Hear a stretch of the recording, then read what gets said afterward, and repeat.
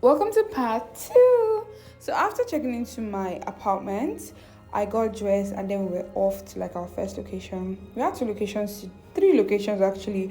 We're supposed to go to Accra Mall, the Nene's Kitchen, a Nigerian inspired kitchen with Nigerian cuisine, and then Osu Market. So this was when we were going to the shop, right? That's Accra Mall.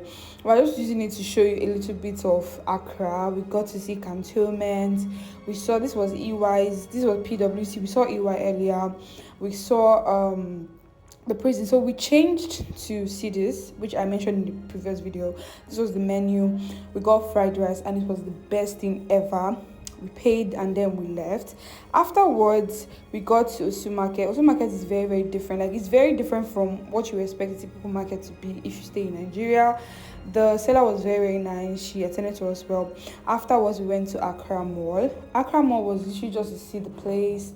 And it was a tourist place, just to see and get some things like bread, water, because we planned on cooking in our apartment. That was even why we went to Osu Market. So yeah, so we just saw the place. It was really big actually. It was so big. And I'm thankful for the boat driver that kind of showed us some places too. It was very interactive. He got to show us a lot of places in Accra while going to the mall. So yeah, so we just went to the mall. We asked around where we can get things and then we saw it and we got to get things. And we're even thankful because we were able to pay with like a MasterCard because we were trying to save as much cedis as possible because of the exchange rates. It was a bit scary. But then it was like, okay, I got oranges. This skirt, I made it myself. I was going for these handkerchief skirts, so I made that myself.